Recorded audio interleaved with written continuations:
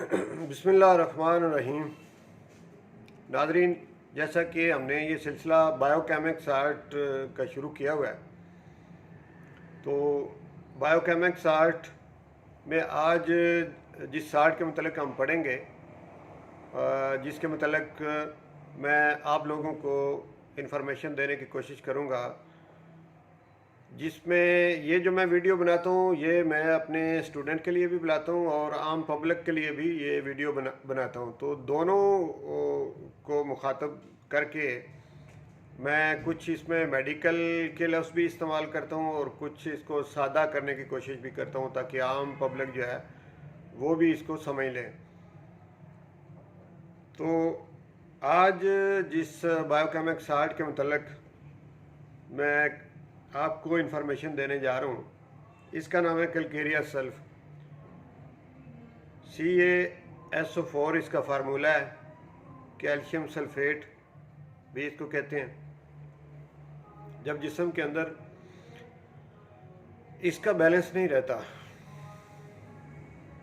Balance इसका disturb हो जाता है, तो जैसा कि पहले भी मैंने वीडियो में बताया कि ये जो बायोकेमिक्स आर्ट हैं जिन्हें कि डॉक्टर शिशलर ने ये उसकी दरियाफ्त है, उसने दरियाफ्त किया था इनको, और उसका कहना ये था कि ये जो बायोकेमिक्स आर्ट हैं जब तक ये बॉडी के अंदर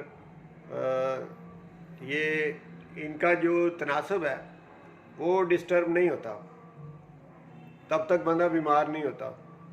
और जब ये इनका बैलेंस ख़राब हो जाता है तो तब लोग बीमार होते हैं। तो ये उसकी थ्योरी है, उसके मुताबिक अगर हम इसे लेते हैं, और इसको किसी तरीके से रिजेक्ट भी नहीं किया जा सकता। ये जो थ्योरी है साइंटिफिक अंदाज से इसको काफ़ी लोगों ने परखा है, देखा है, तो ये बिल्कुल सही थ्योरी है उसकी। तो इसके मुताबिक अगर देखें तो ये जो साल्ट है कैल्शियम सल्फेट जो है, जब इसकी कमी होती है या जब ये डिस्टर्ब होता है बॉडी में, तो जो अमराज पैदा होते हैं उनकी नौयत क्या होती हैं, ये आज हमने इस वीडियो में देखना है कि किस नौयत के अमराज जो हैं वो जन्म लेते हैं। और जब हम ये बायोकेमिक्स आर्ट अपने मरीज़ को दे देते हैं तो उसकी वो बीमारियां ख़त्म हो जाती हैं। तो नाज़रीन, इसमें एक पॉइंट है जिससे कि आप इसको समझ सकते हैं कि जब भी बॉडी के अंदर पस फार्मेशन का अमल शुरू हो जाए, पस फार्मेशन से मुराद है पस का बनना, तो बॉडी के अंदर अगर पस फार्मेशन का अमल शुरू हो जाए तो फिर आप इस दवाई की ज़रूरत महसूस करते हैं। अब पस फार्मेशन आप कहेंगे कि हर बंदे को हो सकती है, जो भी कोई सफाई सुथराई नहीं रखेगा तो वहाँ पे पस पड़ सकती है, लेकिन ऐसा नहीं है। इस दवाई में जो देखा गया है वो ये कि जो पस फार्मेशन की टेंडेंसी है वो कुछ इस तरह से है कि अगर मामूली सी रगड़ भी किसी को लगती है, कोई मामूली ज़ख्म हो जाता है, वहाँ भी पस पड़ जाती है।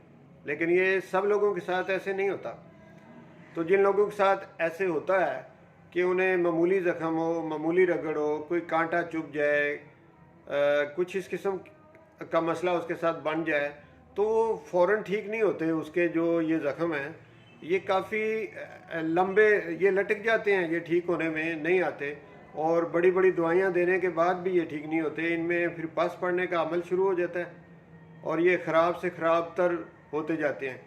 तो ऐसी सिचुएशन जो है जिस पेशेंट में भी हो कि उस बंदे को बार बार ऐसे अमराज जिसमें फोड़े फिंसियाँ निकलते हो और उनके अंदर पस पड़ती हो, तो उसकी ये दवाई है।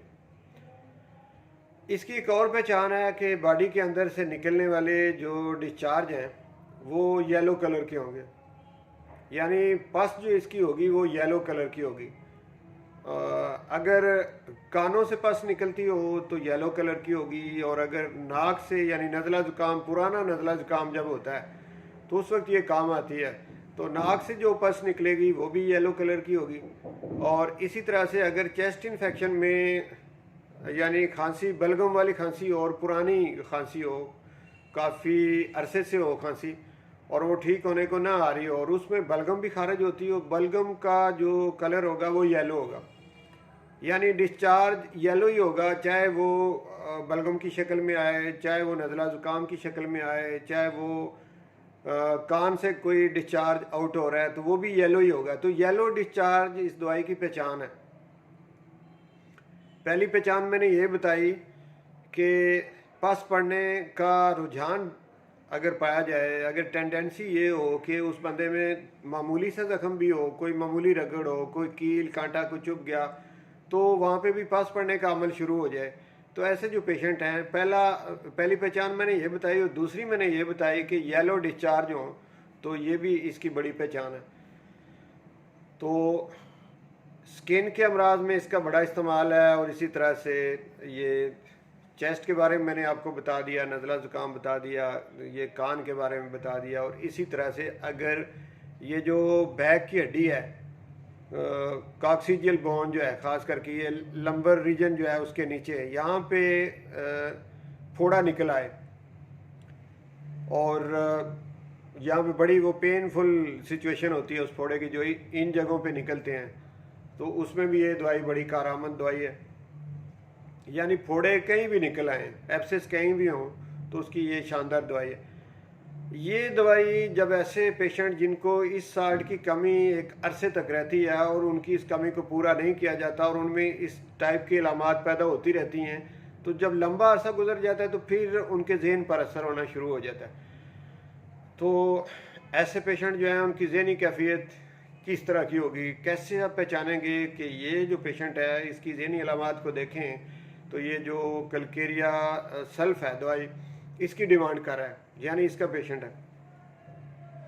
ऐसे पेशेंट झगड़ालू होंगे, इरिटेबल होंगे, और इनकी जो मेमोरी है वो सडन चली जाएगी, यानी बात करते करते फौरी तौर पे ये भूल जाएंगे किसी काम को, किसी शख्स का नाम फ़ौरन भूल जाएंगे, यानी सडन लॉस ऑफ मेमोरी जो होगी ये इसकी पहचान होगी।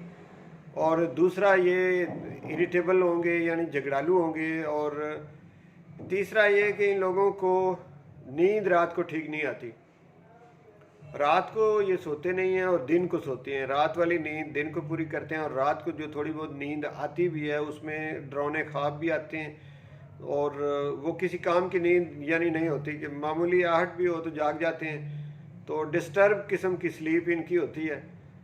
और इसके अलावा ये कि ये लोग जो हैं फुल ऑफ फियर, ये भी इनकी ज़हनी अलामत है कि इंतहाई खौफजदा लोग होते हैं।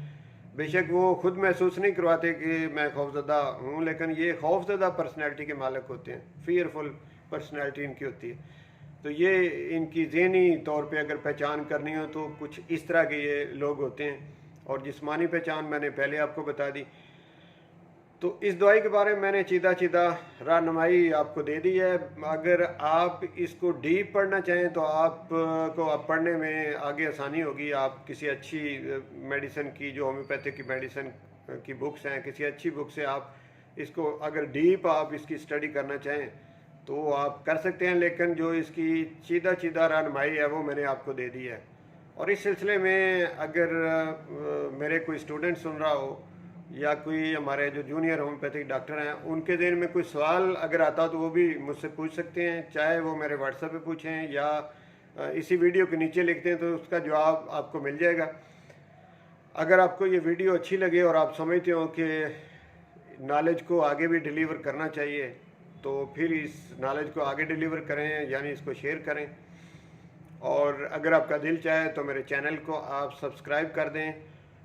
उससे फ़ायदा ये होगा कि मैं जो भी वीडियो बनाता हूँ वो आप तक पहुँच जाएगी।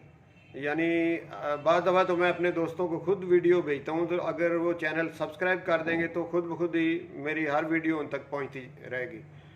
तो बहुत शुक्रिया नाजरीन मेरी वीडियो सुनने का, टाइम देने का, और इसी दुआ के साथ कि अल्लाह ताला आप सबको तंदुरुस्त रखे, मुल्क पाकिस्तान की अल्लाह खैर करे और मुस्तहकम रखे मुल्क को।